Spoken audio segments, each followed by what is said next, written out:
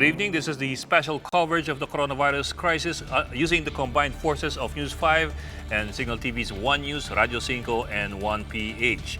Informal workers affected by the enhanced community quarantine across Luzon may get a temporary job from the Labor Department. Secretary Silvestre Bello III says vendors, public transportation drivers, and the like will receive minimum wage by disinfecting their own houses, schools, and government buildings. According to Bello, interested workers can go to their barangay officials who will then submit their names to the DOLE. Earlier, we reported about how there is an ongoing priority setting mechanism in some hospitals admitting COVID-19 cases. And to get more clarity on this issue, we have with us on the line Health Secretary Francisco Duque. Secretary Duque, thank you for joining us. Yes, good morning. Good evening to you and to your viewers. Good evening, sir. Sir, just some clarity kasi a few hours ago we interviewed or we talked to Dr. Carl Henson. Siya po yung head ng epidemic reaction team ng Medical City, and he was telling us na yung mga some COVID positive patients who exhibit na lang mild symptoms have been sent home for home quarantine. Tama yon. Because we don't want to overwhelm, we have to be more focused on the highly vulnerable group, which is the elderly. The elderly. The elderly. Not only the elderly, but elderly, further qualified, elderly with pre-existing medical conditions, hypertension, diabetes, cancer. So all of these that will make the COVID infection much more complicated and extremely serious. Yes, sir. So in a way, it's parang triage. It's prioritizing who needs to get medical attention at the soonest time. Exactly. Yes, sir. So, sir, it's a policy that began today. Is that correct? And is this I think policy about last week pa eh. Okay. If I'm not mistaken, the algorithm was it was introduced last week or early this week. Let me check on that because I've been very busy orchestrating the task force. So sometimes these granular issues are best answered by our more technical undersecretaries with more technical know-how. Yes, sir. Well, we understand, sir. But at the same time, sir, I suppose, nabanggit rin kanina ni Dr. Henson na in some cases merong discrimination doon sa mga local communities when they find out na merong COVID positive na nakauwi ng bahay. Again po, if we go through the protocols, what are the best ways by which we can ensure na hindi po kumalat yung sakit when a COVID-19 patient, positive patient, is sent home? Well, the monitoring system has to be adopted. The temperature monitoring, the mild symptoms, if there are signs of aggravation or deterioration, then they are contacted and they contact their city health office that does the monitoring. So meron ng ganun na sistema on the ground, and the mild cases of COVID are made to just go on a room quarantine in their rooms, and although I'm not very clear kasi hindi dapat sila magkaroon ng close contacts with elderly inside the homes. Of course po, yes po. Kasi mahirap nga yung elderly, di ba? Sinasabi natin that's the vulnerable group. Or with medical conditions. Or with medical conditions. Yung existing medical conditions. Exactly. Oh. But sir, I suppose at this particular point, kailangan talaga ng iba yung pag-iingat yung mga pamilya that are handling these COVID patients. Yung monitoring po, is there somebody on top of the monitoring of these people who are now at home? Yeah, there's an agreement with the local chief executives that their city health office does the monitoring. Yung iba nga sa San Juan, meron pang live Facebook, parang chat sila na the patient is being monitored, making sure that hindi sila lumalabas, they're just staying in place so that na monitoring ang end goal and that they eventually improve. Ano yun, sir? Parang may webcam na nakatutok sa kanya 24 hours Parang para... ganon, yes, yes. Parang ganon yung isang kurento sa akin ng isang lady, elderly, from North Green Hills. I can't tell you the name. Yes, sir. Of course, sir. So, Yes, sir. oo. Yeah. Kasi for a while, merong nag-monitor sa kanya na may police, may tent na binabantayan ng police yung bahay. So, nakiusap na parang feeling nila they're being treated like criminals daw. So, nakiusap. So, nagkaroon ng arrangement nga. But I didn't know that the arrangement was already in place na may parang live chat na the monitoring team is actually able to see what the lady is doing in her house. Yeah, that's a fascinating way of monitoring. Yeah. By webcam. So, that's right. But Secretary Duque, of the 202 that we have total na confirmed positive na COVID cases, would you know how many are already at home and versus how many are still confined to the hospitals? Well, my internet kasi so bad, hindi ko makita. Hindi ko ayaw. It's okay, sir. No, even a ballpark figure, or at least a percentage, even if it's not an exact number. I really can't say. It's hard. Siguro by tomorrow I'll have a clearer picture of the home quarantine versus the hospital isolation rooms of the positive COVID Yes, sir. patients. Well, just to assure the public, especially the communities that surround people who have been sent home, even though they're COVID positive, government is on top of this. Government is monitoring closely. Yes, we are monitoring closely, and in fact, we have set up our 1555 easy access number with our call center agents 24/7. So they're monitoring, and I will have to get the report tomorrow early morning of today's queries and what were answered, who were referred, how many were sent to which hospitals, which facility. So the system just has to be broken in. So hopefully it will be a more smooth operation. Yes, sir. Sir, I'm certain you've already heard about what Quezon City government has already done. They've declared hot zones in several barangays in the area, specifically mga bahay ng ilan sa mga COVID positive patients. We don't know lang if the patients are there themselves or if the patients are in the hospitals. How do you view po yung decision ng QC to have this what they call the extreme lockdown? Well, that's okay because the end goal is containment, di ba? Opo. The end goal, the end goal is elimination of the virus, but the how is the containment. So this is not surprising because we are all Luzon and NCR and all the neighboring regions are in a extended quarantine. So it's par for the course. That's the way it is. Yes, sir. Lahat naman tayo, di ba? Naka-quarantine yan. Like we're all persons under monitoring. Yes, sir. Well, Mr. Secretary, we've also been getting numbers along the way. See, Dr. Troy Hepte said that we expect an increase in the number of COVID positive that we have in the country in 2 to 3 weeks. I suppose that's because of yung pagbabantay nga ng 14-day period. At the same time, the number has been floated around 75,000 cases possible in the Philippines in 2 to 3 months. Ano po? Are these estimates correct? No, it's just a modeling. It's far from perfect. Opo. It's a modeling exercise. It's not necessarily what's going to happen, but it's better to put in mind that there is that possibility. Opo. Whether it will probably happen, that's something else. It's a possibility, yes. There are many possibilities now. But come to think of it, the measures that we have implemented are actually reflected from the lessons that we learned from Wuhan, from Italy, from Singapore, where, we know that Italy's lockdown was superficial. That is why they failed to contain it. thus the relatively high numbers Opo. registered.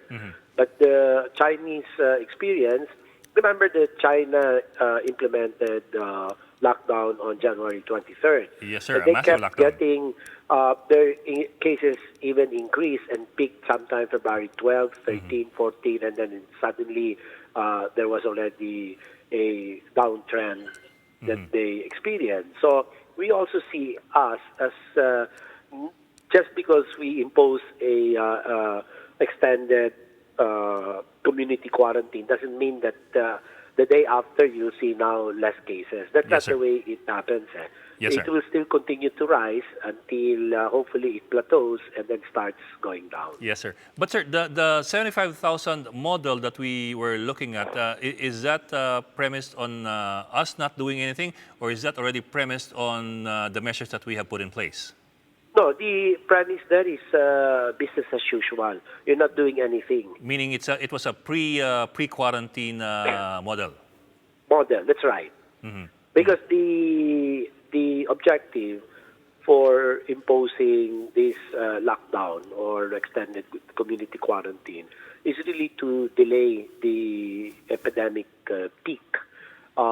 We don't want the peak to go past the health system's capacity to manage the cases. Yes, So sir. the idea is yung graph mo, kung mataas siya, no, ibig mo you want to flatten that curve. Lessen the epidemic peak, extend the curve. Okay, so that mababa siya, lower than the level of your health system's capacity to manage. Yes, sir. Kasi kundi ma-overwhelm tayo, di ba? Yes, sir. We understand, We'll be sir. so overwhelmed. Sir, but with I have a graph of that, and next time siguro I should show you. Sige, para sir. mas madilim. Sir, but with the quarantine already in place, what do we have any model for the quarantine as it is already in place? Any figure or any estimate? Wala pa because like only day 200 two. plus tayo ngayon. Opo. 202, mga ganun yata. 202 nga ba? Nawawala.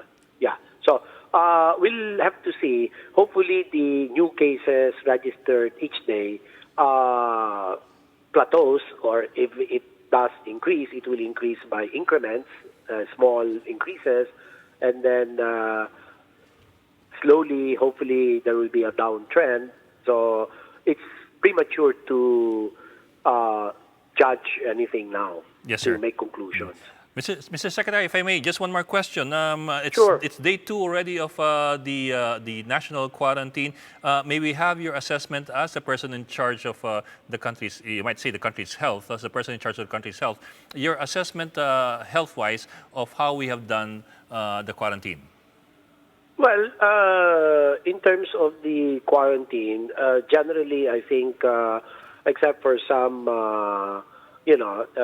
difficulties encountered, like the transport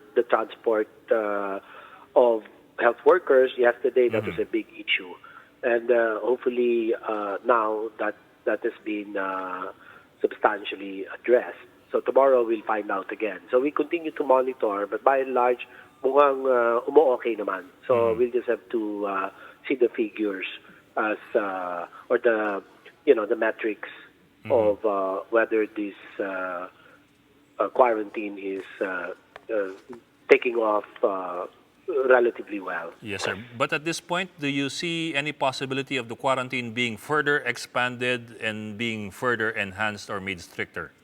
Well, there's always that possibility. The important thing is we already have the template for Luzon, so that in case the triggers of expanding extended community quarantine is there or are there, then it will be easy to cover Visayas and Mindanao eventually. Yes, sir. But we'll wait for the more objective triggers of untraceable community transmission of COVID infection. Yes, sir. So we're continuously reassessing the situation.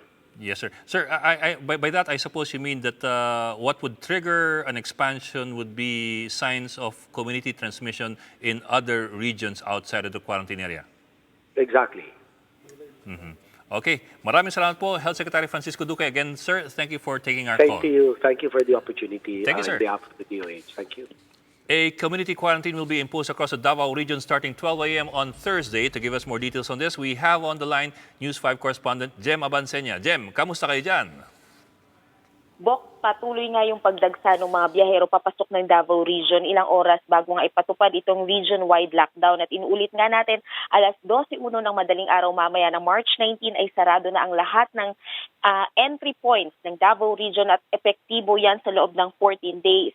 Pero bukas yung exit points at bukod nga sa land travel, suspendido rin yung sea and air travel. At kasabay ng implementasyon ng region-wide lockdown ay ang paglilift o pagdidismantle ng localized lockdown sa loob ng rehiyon. Pero ayon chairman ng Davao Region COVID Task Force na si Mayor Sara Duterte, ang maaari lang na bumiyahibok within Davao Region ay itong ang mga trabahante at yung may mga valid reason at essential needs. So ibig sabihin, kung ikaw ay from Davao City at pupunta ka ng Tagum City para mamasyal lang ay bawal, hinaharang na ito dun sa mga checkpoints within the Davao Region. At Bok, simula rin bukas ay mag-i-impose na ng mas pinalawak na liquor ban dito sa Davao City. So yung bagong liquor ban ay 5 p.m. to 8 a.m. na, Bok.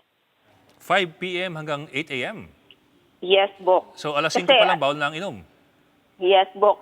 Yan na nga yung ipapatupad rin bukas kasabay nga yan itong pagla-lockdown ng region-wide dito sa Davao Region. Okay, Jem, balikan ko lang ha. So ang lockdown magsisimula in 3 hours kasi alas 9 na halos.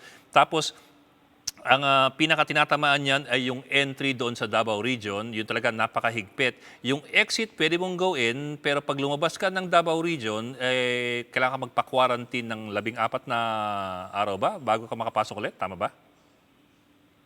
Bawal na talaga, Bok. Kung lalabas ka ngayon, ay sa April 1 pa. Okay. Isang buwan ka na, makakabalik. Oo, April 1 na ng 11:59 ka pa pwede ulit makabalik dito sa Davao, Bok. And may changes, Bok, kasi kanina napag-usapan natin yung about dun sa initial proposal na yung mga cargo vehicles, Bok, na papasok ng Davao Region. Initially kasi yung sinabi ni Mayor Sara sa initial interview niya kaninang umaga ay di ba, i-diskarga yung mga laman ng cargo vehicles at ililipat. Pero ngayon, dun sa inilabas na nilang guidelines, ay pwede nang makapasok, Bok, yung cargo vehicles, yung mga delivery trucks, pero yung driver lang, yung pwedeng makapasok. Yung kung meron mang assistance, yung mga helper ng truck, maiiwan sila dun sa checkpoint at hihintayin na lang nilang bumalik ulit palabas yung kanilang delivery truck. Okay, so yung piloto lang talaga yung papapasukin, siyempre pati yung sasakyan. Yes, Bok. And kasama nga dito, pag sinabi yung mga cargo vehicles, yung may mga kargang mga baboy, pwedeng makapasok, pwede nang makapasok sa Davao Region. Yeah. Well, Jam, that does seem to make sense kasi kung magdidiskarga ka at magkakarga ka sa kabila, yung pila niya ng sasakyan, haba talaga yan. Yes, Bok. And bukod nga doon ay syempre exempted pa rin yung personahe ng AFP and PNP na makapasok sa Davao Region. And the rest, bawal na talaga, Bok, na makapasok ulit sa Davao Region. Nabahala rin ako dun sa 5 p.m. to 8 a.m. na likorman. Pero yun na nga, Bok, At medyo kumakalat nga sa mga Facebook ng mga taga Davao City na baka daw bukod nga sa mga pagkain ay mag-hoard na rin ng mga ng mga liquor, mga alcoholic drinks dahil nga sa liquor ban. Huwag kayo mag-panic buying dyan ng alak. Sige, maraming salamat, Jem Abansenya, reporting from Davao City. A Filipino has been tested positive for COVID-19 in Greece, the Foreign Affairs Department confirms. The Filipino is said to be exhibiting mild symptoms and is under home quarantine in Athens. The DFA adds that the embassy continues to monitor the situation of all Filipino nationals in Greece. There are 387 COVID-19 cases in Greece with 5 deaths.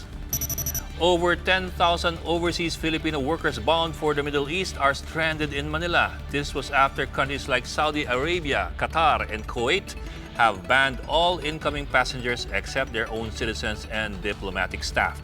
The Labor Department will give 10,000 pesos as financial aid and plane tickets for those who may wish to return to their provinces for the meantime. The Philippine offshore gaming operations inside the Clark Freeport zone are suspended following following the government's declaration of an enhanced quarantine in Luzon. In a statement, the Clark Development Corporation, or CDC, says only employees in specific business enterprises, such as workers in the food sector, will be allowed to and from the free port. The move is in accordance with the guidelines for the community quarantine issued by Malacanang. And that's the latest on the enhanced and expanded community quarantine in Luzon. For more updates, follow News 5, the Philippine Star, and Business World Online. I'm Ed Lingao. We are One News.